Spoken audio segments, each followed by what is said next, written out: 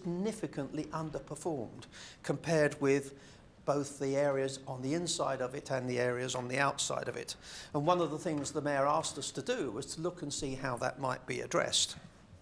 And of course, Outer London also has this important role in providing people to work in those other two environments. Something like 40% of the employed people in Outer London actually work in central or inner London, and some of them also go in the reverse direction out towards places like Gatwick, Heathrow, and Stansted and places like that. So that's the background. The background is a huge potential in Outer London, a benign planning environment which gives an opportunity to boroughs, and especially sub-regional groupings of boroughs, to come forward with plans for how they wish to develop that. And that includes the kind of industries that they're interested in.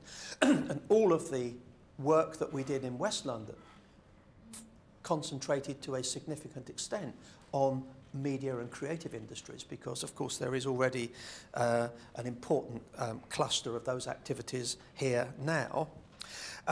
The existing industrial picture in Outer London is changing, because that is where a lot of the traditional industries, manufacturing and so on, were located. And when I first took my first job as a planner, back in the days of the London County Council, let alone the Greater London Council, London had 25% of all the manufacturing jobs in the country. 25% of them all, you know, Sheffield, Manchester, eat your heart out. Most of it was in London. Now it's way below 5%. So there is a significant change going on there. And one of the things which the Outer Commission identified with its borough and business colleagues in the study was, what opportunities does that open up? And if you take the policy background, which was pretty much concentrate your activities on the existing centres of employment and on town centres, because town centres form the hub of most of what happens in Outer London. In some cases, not very well. Some of the public realm is pretty poor. Some of the office accommodation is pretty obsolete. But it is the centre of activity. And I was speaking to one creative media firm that has offices in central London, who are already establishing for their firm intermediate IT creative centres in Outer London, so that their senior staff, many of whom live in Berkshire and to the west of London, don't have to come up to the city every day. They can actually come into Outer London 2-3 days a week, where they'll find the right kind of kit, stuff which is too big, too expensive to be at home, but is in an intermediate location. So these new working practices, and Steve mentioned them briefly when he was introducing the session, are important opportunities for Outer London, and we need to identify what they are and take account of them. Okay, that's the messages. So it's there for the grasping. Some of the talk about, sorry, perhaps one last point before we look at the slides. One last point. We divided jobs into exogenous and endogenous growth. Now, the difficult one is the exogenous, the new stuff. And it's very easy to talk about green industries, it's very easy to talk about creative media and so on. It is actually quite difficult to get them moving on the ground. And the other message that we came forward very firmly with is that you have to recognise the force of market circumstances, and you have to galvanise the force of private investment. Now, that was true when we started. It's even truer in the kind of financial environment which we're finding ourselves in now, and which we'll certainly know a bit more about by tomorrow. And the smarter parts of Outer London are going to push with market forces and ask the public sector to reinforce that and to get rid of some of the barriers, rather than, as in the past we've sometimes fallen into the trap of doing, which is to use public investment to subsidise and bend market forces. It never works when the money gets turned off. So that's the background. Very quickly, if there's any minutes left, Steve, we've done that. We've ruled out the second point down. We've ruled out the few large growth hubs. It's not going to work. It's not popular in Outer London. There isn't enough growth to justify it. And certainly the amount of investment which is going to be available to TfL and other bodies is not going to support that approach. So We're instead going for something which I should have mentioned at the beginning. That's the growth scenario.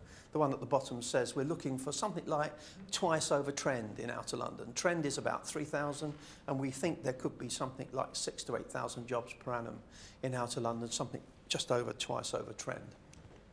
I think the top point there is one worth identifying very early on.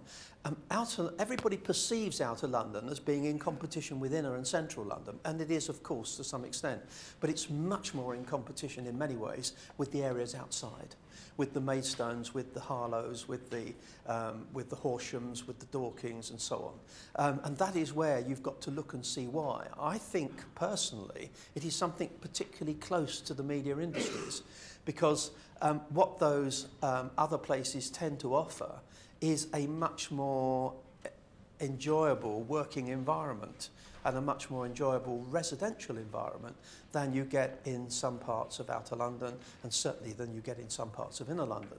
So I think one of the crucial things which we've known for a long time in IT, which is why is Silicon Valley in America so popular, why is the corridor to the west of London so popular, it's to do with the environment in which business can locate, and it's to do with the environment in which its employees can live. And this is something where I think Outer London can actually build on some of its own natural advantages. Top message there is one which is important not just for transport, but is important across Outer London. One of the other very clear messages which came off the Commission's work was that you cannot generalise about Outer London. It is not homogenous. It is very different. You could, at the macro scale, the west is much more prosperous than the east.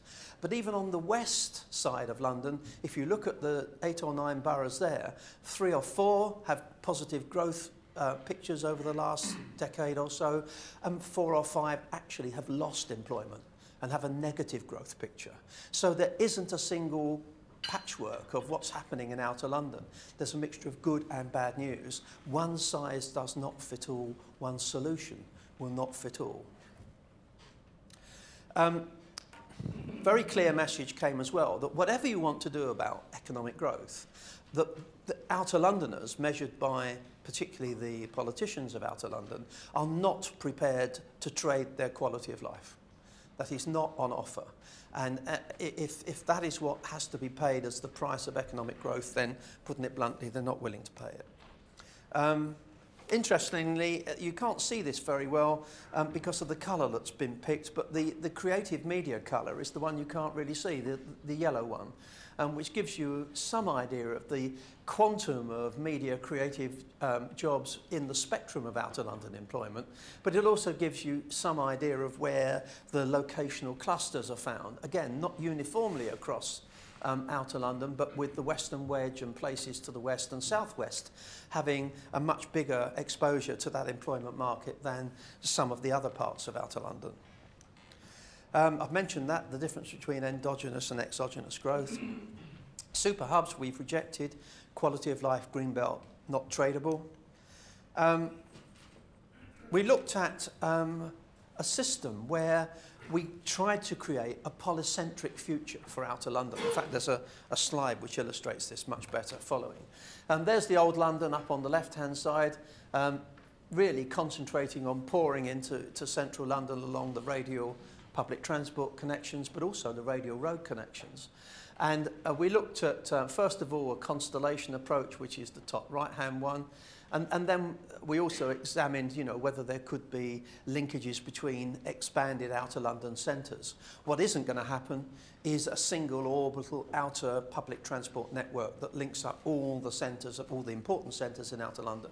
There's not only no funds to do it, but even if there were, it's not justifiable in economic terms. Nobody is going to ride from Kingston round to Wood Green on an orbital network when they can go quickly into central London and go quickly again out the other way. It simply isn't going to happen. But what there is a case for, and again it comes back to making your own individual case within the policy, there is a case for limited connections in Outer London, for an improvement in what there is, for better coordination, better timetabling, smarter systems, some limited investment, better stations, better environment for passengers.